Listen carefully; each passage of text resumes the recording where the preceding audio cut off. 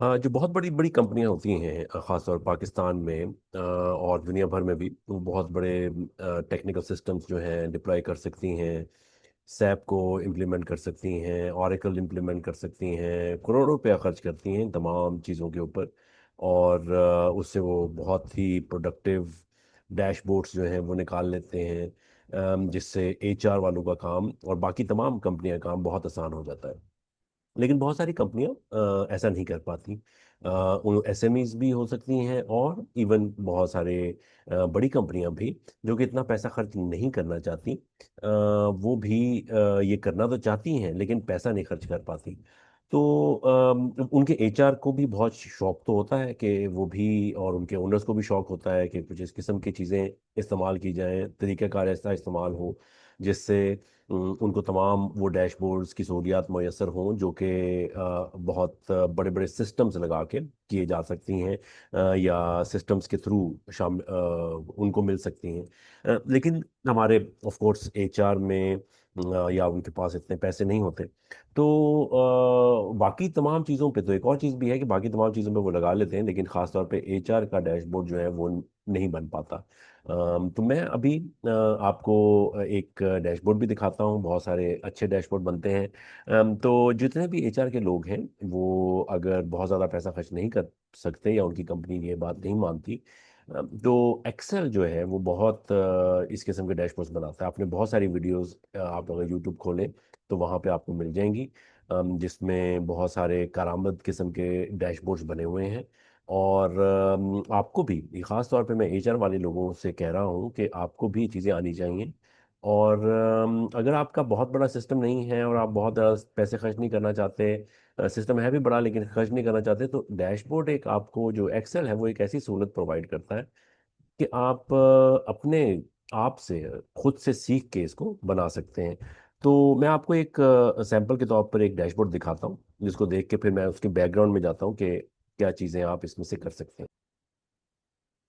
तो ये डैशबोर्ड आप देख रहे होंगे, ये काफ़ी एक बहुत बड़ी कंपनी है। ये इतनी बड़ी कंपनी है कि इसका कोई साल का रेवेन्यू जो है वो 386 बिलियन के करीब है। इनका जो पेरोल है वो भी अरबों में है। साल का पेरोल जो है वो अरबों में है, और उनकी जो स्टाफ है वो तकरीबन 12,000 के करीब इनका स्टाफ है। अच्छा, ये सारा डैशबोर्ड जो है ये बना हुआ है, इसमें एक्सेल में बना हुआ है। और आपको बेसिक इन्फॉर्मेशन जो है वो यहाँ से मिल जाती है। और इसमें स्लाइसेस लगाए जा सकते हैं। आप देखना चाहते हैं कि आपके 26 से 30 साल की उम्र के लोग जो हैं वो किस किस डिपार्टमेंट में कितने हैं, डिस्ट्रीब्यूशन ऑफ सर्विस उनकी क्या है, उनकी सैलरी रेंज वो क्या है, उनका मुख्तलिफ ग्रेड क्या है। ये चूँकि एक बेसिकली सरकारी इदारा है बहुत बड़ा, तो उसका एक डैशबोर्ड मैं चूँकि काम कर रहा था उनके साथ, एक कंसल्टेंसी प्रोजेक्ट कर रहा था, तो उनका मैंने ये बनाया था। तो जैसे मिसाल के तौर पे 26 से 30 साल की उम्र के लोग देखना चाहते हैं तो उसमें मर्द कितने हैं, और उसमें इस एज रेंज में मर्द कितने हैं, तो 54 है और 1352 है। 55 खवातीन हैं और 1352 मर्द हैं। इसी तरह सैलरी रेंज में मुख्तलिफ रेंजेस दी गई हैं, जिसमें सबसे बड़ी जो रेंज है वो 757 लोग हैं जो कि लेस देन 45,000 रुपये की रेंज में आते हैं। तो ये एक रेंज बन सकती है। फिर अगर आप देखना चाहते हैं कि आपके एडमिनिस्ट्रेशन डिपार्टमेंट में लोग हैं वो किस किस्म के हैं, उनका पेरोल क्या है, उनकी डिस्ट्रीब्यूशन ऑफ एजेस क्या है, उनका जॉब रैंक क्या है, कोर वैल्यू, कोर पोजीशन है, नॉन कोर है, उनकी क्वालिफिकेशन इस डिपार्टमेंट में किस किस्म की है। यहाँ पे अगर आप देखें तो एडमिनिस्ट्रेशन में एक चार्टर्ड अकाउंटेंट है, एक बीबीए है, एलएलबी हैं, मास्टर्स डिग्री वाले हैं, ग्रेजुएट डिग्री वाले हैं बहुत सारे। तो ये एक जो डैशबोर्ड है, ये एक सैंपल के तौर पे आप उसको देख सकते हैं कि इसमें ये तमाम चीज़ें मौजूद हैं। और एक क्लिक से आप हर वक्त अपनी मैनेजमेंट को वो चीज़ें बता सकते हैं।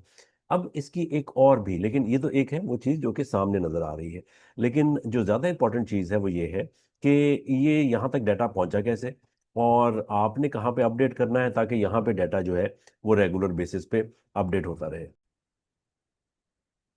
तो ये वो डाटा की शीट है। अगर आप बहुत सिंपल और सादा काम करना चाहते हैं, मैं एक दफ़ा फिर बता दूं कि ऑल्दो बहुत सोफिस्टिकेटेड सिस्टम मौजूद हैं डिजिटली बहुत से सोफिस्टिकेटेड सिस्टम मौजूद हैं।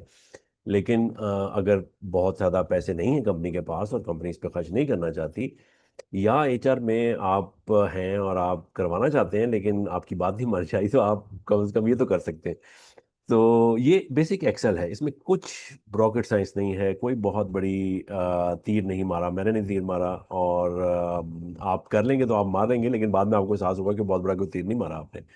लेकिन ये एक सिंपल सी एक्सेल की शीट है, इसमें आपने डाटा डालते रहना है, एम्प्लॉय का नंबर से लेके उसका नाम, उसका जेंडर, वो एक और बड़ी इंपॉर्टेंट आजकल इंफॉर्मेशन चल रही है पीडब्ल्यूडी, यानी कि पर्सन विद डिसेबिलिटी है या नहीं है, उसकी डेजिग्नेशन क्या है, किस सेक्शन से सेक्शन अगर आप डालना चाहें, डिवीजन डालना चाहें, फिर डिपार्टमेंट कौन सा है, फिर डिवीजन कौन सा है, ऑफिसर लेवल है उसका, नॉन मैनेजमेंट है या मैनेजमेंट लेवल से बिलोंग करते हैं, इसी तरह एम्प्लॉयमेंट की टाइप क्या है, कॉन्ट्रैक्ट है, डेली वेजर है, पीस रेटर है, जॉब टाइप क्या है, कोर है उसकी या नॉन कोर जॉब है। कोर और नॉन कोर का भी आपको पता होगा कि ऐसे पोजीशंस कोर हैं जिनका डायरेक्ट लिंक है कंपनी की परफॉर्मेंस के साथ, कंपनी के प्रॉफिट के साथ। और ऐसी जॉब जो कि अगर वो ना भी हो, अगर उस पे कोई भी, अगर उनको शर्त खाली भी रहे तो कोई कंपनी को फर्क नहीं पड़ता, लेकिन वो नॉन कोर जॉब होती है। तो क्रिटिकल जॉब जो है वो कोर कोर जॉब्स हैं, और नॉन क्रिटिकल जॉब जो है वो नॉन कोर जॉब्स हैं। इसी तरह लोकेशन क्या है, फैक्ट्री है, हेड ऑफिस है, डेट ऑफ ज्वाइनिंग उसकी क्या है, इसी तरह उसका आईडी कार्ड क्या है, डेट ऑफ बर्थ क्या है, आईडी कार्ड नंबर आ सकता है, क्वालिफिकेशंस आ सकती हैं, सर्टिफिकेशंस को इसने ली हुई हैं वो आ सकती हैं, लास्ट अटेंडेड स्कूल आ सकता है, किस सिटी से बिलोंग करता है, सैलरी आ जाती है। तो जितना डाटा है, ये बहुत सारा डाटा, मैरिटल स्टेटस है, किड्स के बारे में है, ट्रेनिंग अटेंडेंट की हुई है कि नहीं, डिसिप्लिनरी एक्शंस हैं, परफॉर्मेंस अप्रेजल क्या है उसके ऊपर। तो ये तो एक आइडिया है। इसके अलावा अगर आप जो कुछ सोच सकते हैं कि आपके उस इंडिविजुअल की, आपकी कंपनी में किसी ना किस्म की कोई डाटा होना चाहिए, वो आप यहाँ पे डाल सकते हैं। जब यहाँ पे डालते हैं, जब यहाँ पे डालेंगे, तो आपका वो डैशबोर्ड जो है, जो मैंने आपको पहले दिखाया था, वो यहाँ से इस तरह से बन सकता है। तो वो तमाम चीज़ें जो है वो यहाँ बन सकती हैं। मैं ये डैशबोर्ड सिखा नहीं रहा अभी आपको, मैं सिर्फ ये बता रहा हूँ। वो आप यूट्यूब पे जाएं, आपको बहुत सारी वीडियोज ऐसी मिल जाएंगी जहाँ से डैशबोर्ड्स बन सकते हैं। और तमाम एचआर के लोग और तमाम वो जूनियर एचआर के लोग भी जो कि ये बात सुन रहे हैं, अगर आप एक अच्छा डाटा मेंटेन कर सकते हैं अपनी ऑर्गेनाइजेशन में, तो फिर आप एक अच्छी परफॉर्मेंस शो कर सकते हैं अपनी एचआर की। एचआर को उस लेवल पे लेके जा सकते हैं जहाँ पे एचआर ने सही प्रोड्यूस करना है, जहाँ पे एचआर ने एक क्रिटिकल और स्ट्रेटेजिक फंक्शन देना है ऑर्गेनाइजेशन को। अगर ये डाटा ही सही नहीं होगा, अगर ये डाटा आप प्रेजेंट ही नहीं कर पाएंगे, या इस डाटे को आप उस तरह से एनालाइज नहीं कर सकेंगे, तो फिर आपकी कोई वक़्त नहीं है ऑर्गेनाइजेशन के अंदर। तो आपको अगर ऑर्गेनाइजेशन अगर फंड्स देती है तो आप बड़े बड़े सिस्टम बना लें। लेकिन अगर फंड्स नहीं है और आप खुद से कुछ जनरेट करना चाहते हैं ऐसी एक्टिविटी ऑर्गेनाइजेशन के अंदर कि आपको उस डाटे को सही तरीके से जो हो रहा है कंपनी में उसको प्रेजेंट तो किया जाए, अगर वो आप कर सकते हैं तो ये एक बहुत करना चाहते हैं, तो ये एक बहुत ही इम्पैक्टफुल चीज़ ऑलरेडी आपके पास मौजूद है। एक्सेल आपके पास मौजूद है, आप रोज़ उसके ऊपर काम करते हैं, उसी को काम करते हुए, इस्तेमाल करते हुए एक अच्छे तरीके से आप एक सिस्टम बना सकते हैं जो कि आपको बहुत हेल्प कर सकता है आपकी रोज़मर्रा के काम में, और आपकी मैनेजमेंट को एक अच्छा डाटा और अच्छा फीडबैक देने में, जहाँ पे कि आपके ऑर्गेनाइजेशन में हो क्या रहा है, लोग किस किस्म के हैं, कैसे हैं, कहाँ कहाँ पे हैं, ताकि वो एक अच्छी डिसीजन बना सकें। बहुत शुक्रिया।